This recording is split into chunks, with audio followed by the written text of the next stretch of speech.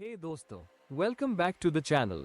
आज हम बात करने वाले हैं एक धमाकेदार मूवी के बारे में। जुरासिक वर्ल्ड रीबर्थ की कहानी पुरानी डिजास्टर्स के बाद सेट है, जब डायनासोर्स ने दुनिया को हिला कर रख दिया था। नमस्कार। आज हम बात करने वाले हैं एक काल्पनिक फिल्म जुरासिक वर्ल्ड रीबर्थ की।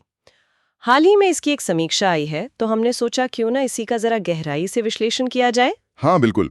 ये समीक्षा काफी डिटेल्ड है। इसमें फिल्म की कहानी, विजुअल्स, किरदार सब पर बात की गई है। सही।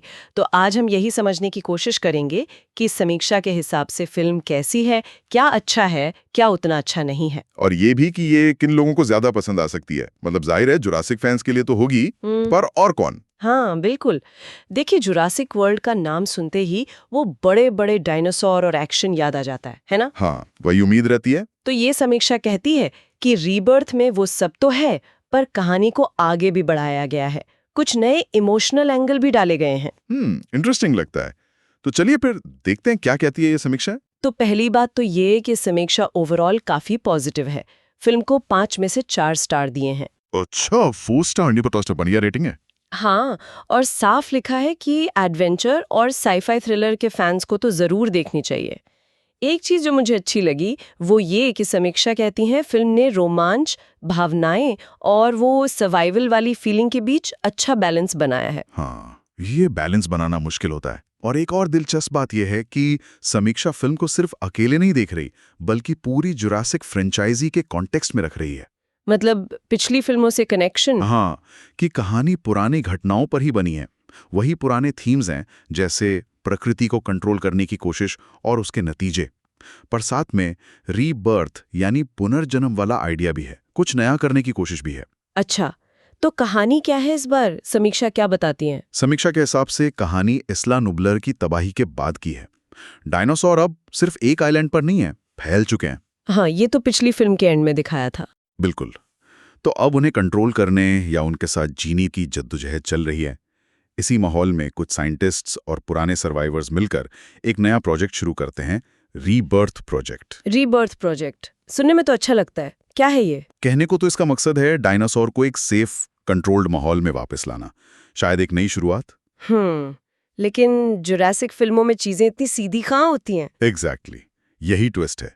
समीक्षा इशारा करती है कि इस प्रोजेक्ट में जेनेटिक मैनिपुलेशन का बहुत बड़ा रोल है, और फिर वही इंसानी लालच, गलतियां। तो मतलब फिर से सब गड़बड़ हो जाता है। हाँ बिल्कुल, स्थिति कंट्रोल से बाहर, और फिर शुरू होता है जान बचाने का संघर्ष। लेकिन साथ ही किरदारों के बीच भावनात्मक टकराव भी हैं, भरोसे का सवाल, रिश्तों का इम्तिहान। तो सिर्फ भागदौड़ नहीं है, कुछ सोचने वाली बातें भी हैं। निश्चित रूप से।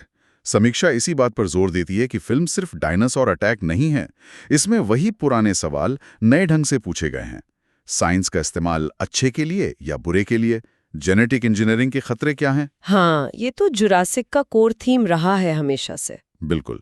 और इसके साथ ही पारिवारिक रिश्ते, धोखा, विश्वासघात, ये सब भी कहानी का हिस्सा हैं। समीक्षा का मानना है कि इन थीम्स को सिर्फ ऊपर से छुआ नहीं गया, बल्कि कहानी में ठीक से पिरोया गया है। ये अच्छी बात है, वरना अक्सर एक्शन फिल्मों में ये चीजें पीछे रह जाती हैं। सही कहा। अच्छा, ये तो हुई कहानी और थीम्स की बात, लेकिन जुरासिक फिल्म मतलब विजुअल्स, डायनासोर कैसे दिखते हैं? समीक्षा इस पर क्या कहती है? अरे, इस मामले में तो समीक्षा खुलकर तारीफ कर रही है। विजुअल इफेक्ट्स यानी सीजीआई और सिनेमेटोग्राफी दोनों की। अच्छा, क्या खास बताया है? काया के डायनासोर के डिजाइन बहुत रियल लगते हैं और प्रभावशाली भी। मतलब देखकर वो डर और हैरानी वाली फीलिंग आती है। सीजीआई बहुत स्मूथ है, नकली नहीं लगता। और उनकी हरकतें वो नेचुरल लगती हैं। हाँ, समीक्षा के मुताबिक उनकी मूवमेंट काफी नेचुरल है, जो उन्हें और ज्यादा जीवंत बनाता है। ये बहुत जरूरी है, वरना मजा खराब हो जाता है। बिल्कुल, अगर डायनासोर ही नकली लगे तो फिर क्या फायदा? और सिनेमैटोग्राफी के बारे में, कैमरे का काम कैसा है? वो भी काफी अच्छा बताया गया है। एक्शन सीन्स में फास्ट कट्स और एरियल शॉट्स का इस्तेमाल किया है, जिससे स्पीड और एडवेंचर का फील आता है। लेकिन सिर्फ एक्शन ही नहीं, जंगल और लैब के जो सेट्स हैं, उनकी डिटेलिंग की भी तारीफ है। माहौल बनाने में लाइटिंग और कलर टोन का भी अच्छा इस्तेमाल बताया है। अच्छा। और एक खास बात, रात के सीन और चेस सीक्वेंस। समीक्षा कहती है कि इनमें सस्पेंस और हॉरर का मिक्सचर बढ़िया है।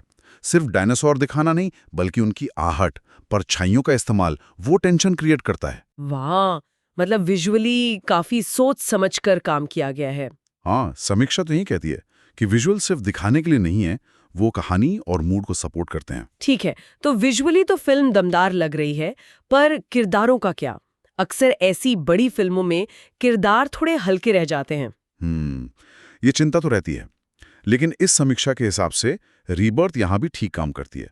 मुख्य किरदार भरोसेमंद लगते हैं, दर्शक उनसे कनेक्ट कर सकते हैं। और उनकी भावनाएं, इमोशनल एंगल कैसा है?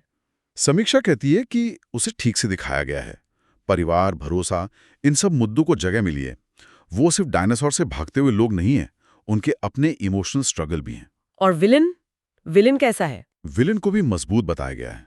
सिर्फ बुरा नहीं, बल्कि उसके जरिए जेनेटिक प्रयोगों की नैतिकता और पावर के गलत इस्तेमाल जैसे सवाल उठाए गए हैं। अच्छा, मतलब उसमें भी कुछ परतें हैं। हाँ, ऐसा लगता है। जहां तक सपोर्टिंग कास्ट की बात है, उनमें वैरायटी है और वो कहानी को आगे बढ़ाने में मदद करते हैं। लेकिन कोई कमी। हाँ, एक छोटी सी आलोचना है। समीक्षा कहती है कि शायद कुछ सहायक किरदारों को थोड़ा और स्क्रीन टाइम या गहराई मिल सकती थी। वो आते हैं, अपना रोल निभाते हैं, पर आप उनके बारे में और जानना चाहते हैं। ये तो अक्सर होता है बड़ी फिल्मों में, सबको बराबर स्पेस देना मुश्किल होता है। बिल्कुल। पर मुख्य किरदारों की एक्टिंग कैसी है, खासकर इमोशनल सीन्स में? उसकी तारीफ की गई है। समीक्षा कहती है कि एक्टिंग नेचुरल और असरदार है। डर, दुख, गुस्सा, रिश्तों का तनाव, ये सब भावनाएं एक्टर्स ने अच्छे से पर्दे पर उतारी हैं। चलो, ये अच्छी बात है। तो किरदार भी ठीक ठाक हैं। हाँ, ओवरऑल किरदार और परफॉर्मेंस को मजबूत बताया गया है। बस सपोर्टिंग कास्ट में थोड़ी गुंजाइश थी। ठीक है, तो कहानी में दम है, विजुअल्स शानदार हैं, किरदार भी ठीक है। अब आते हैं ओवरऑल एक्सपीरियंस पर। फिल्म देखने में कैसी लगती है? क्या शुरू से अंत तक बांधे रखती है? पेसिंग कैसी है? एक्सपीरियंस के मामले में भी समीक्षा पॉजिटिव है। एक चीज जो मुझे अच्छी लगी वो ये कि सस्पेंस धीरे धीरे बनाया गया है, एकदम से सब कुछ नहीं दिखा दिया। अच्छा, ये तो थ्रिल बनाए रखता है। हाँ, और दूसरी बात, हर बड़े एक्शन सीन के बाद कहानी में थोड़ा ठहराव है, इमोशनल पल हैं। इससे दर्शकों को सांस लेने का मौका मिलता है और किरदारों से जुड़ने का भी। मतलब सिर्फ धमाके ही धमाके नहीं है? नहीं, समीक्षा के अनुसार ये एक बैलेंस्ड अप्रोच है, सिर्फ रोलर कोस्टर राइड नहीं। और डायनासोर वाले सीन, उनमें मजा आता है? बिल्कुल। समीक्षा कहती है कि चेस सीक्वेंस और लड़ाई वाले सीन में भरपूर रोमांच और एड्रेनलिन रश है। जो फैंस उम्मीद करते हैं वो मिलता है। लेकिन जैसा पहले कहा, सिर्फ एक्शन नहीं है। साइफाई वाले तत्व और नैतिक सवाल कहानी को गहराई देते हैं। और फिल्म की रफ्तार बहुत तेज या बहुत धीमी तो नहीं? समीक्षा कहती है काफी संतुलित है। न ज्यादा धीमी की बोरियत हो, न इतनी तेज कि कुछ समझ ही ना आए। दर्शक कहानी से जुड़े रहते हैं। अच्छा, तो ये हमें उसी सवाल पर लाता है कि बड़ी ब्लॉकबस्टर फिल्में एक्शन और कहानी के बीच बैलेंस कैसे बनाती हैं। ये हमें से एक चैलेंज होता है। हाँ, अक्सर एक चीज हावी हो जाती है। सही कहा।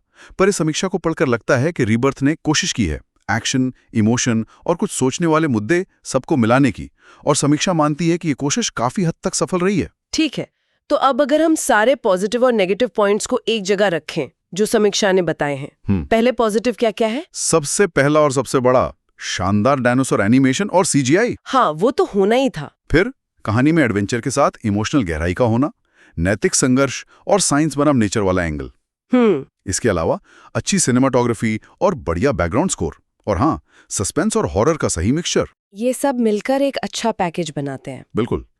समीक्षा के अनुसार ये फिल्म के मजबूत पक्ष हैं। ठीक है, और नेगेटिव्स क्या हैं? क्या कमियां बताई हैं? एक तो है कहानी में कुछ प्रेडिक्टेबल मोमेंट्स, मतलब कुछ चीजें शायद आपको पहले से पता चल जाएं, खासकर अगर आप पुराने फैन हैं। हाँ, ये सीक्वल में हो जाता है कई बार। दूसरा, जैसा हमने कहा, कुछ सपोर्टिंग किरदारों को कम स्क्रीन टाइम मिला या उन्हें और डेवलप किया जा सकता था। तीसरा, समीक्षा को लगता है कि क्लाइमैक्स यानी फिल्म का एंडिंग एक्शन सीक्वेंस थोड़ा जल्दबाजी में खत्म हो गया, शायद उसे और बेहतर बनाया जा सकता था। अच्छा, क्लाइमैक्स थोड़ा फीका लगा? फीका नहीं, शायद थोड़ा जल्दी खत्म होने वाला लगा समीक्षा को। और एक और पॉइंट कि कहीं-कहीं साइंस वाले हिस्से, खासकर जेनेटिक्स वाले, को और डिटेल में समझाया जा सकता था। ये कुछ वैलिड पॉइंट्स लगते हैं। हाँ, हैं। लेकिन दिलचस्प ये है कि समीक्षा इन्हें देखती कैसे है।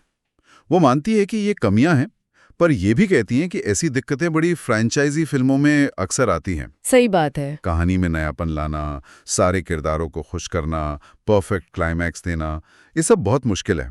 तो समीक्षा इन कमियों को नोट करती है, पर 4 स्टार रेटिंग बताती है कि पॉजिटिव बातें ज्यादा भारी हैं। मतलब ये कमियां फिल्म का मजा एकदम खराब नहीं करती? नहीं, समीक्षा के अनुसार ऐसा नहीं है। अनुभव थोड़ा कम हो सकता है पर खराब नहीं। ठीक है, तो हमने समीक्षा के लगभग सारे पॉइंट्स कवर कर लिए। कहानी, विजुअल्स, किरदार, एक्सपीरियंस, प्लस माइनस सब। तो फाइनल वर्डिक्ट क्या है, निचोड़ क्या निकलता है? निचोड़ ये है कि समीक्षा जुरासिक वर्ल्ड रीबर्थ को एक रोमांचक, आकर्षक और विजुअली शानदार फिल्म मानती है। डायनासोर फैंस के लिए एक ट्रीट।